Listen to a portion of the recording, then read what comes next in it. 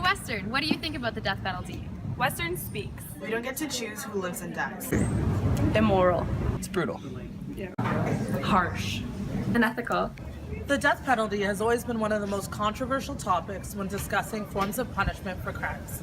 Today we are asking Western students, excluding those in criminology, what they think of capital punishment.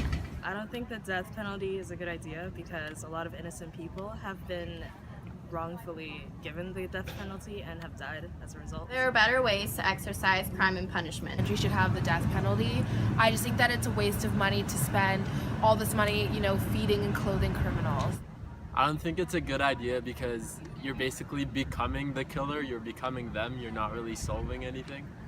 I think that the death penalty is an escape that people should serve their full time. I'm for the death penalty punishment because if you take someone's life, it's not really fair that you get away with it, and it's kind of a closure to the victim's family as well, who have lost a really dear one to them. Okay, so I would say that I'm against the death penalty for the most part. I don't think that anybody has the right to take another person's life.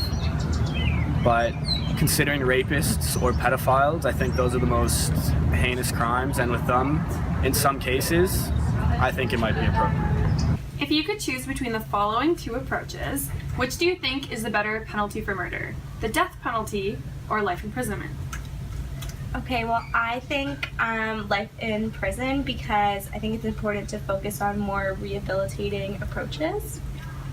I disagree. I think that spending your whole life in prison is cruel and inhumane. So I think that in some cases the death penalty is more humane. I'm going to name 3 different crimes, and I want you to tell me whether it is morally acceptable or morally wrong to give those crimes the punishment of the death penalty. Okay.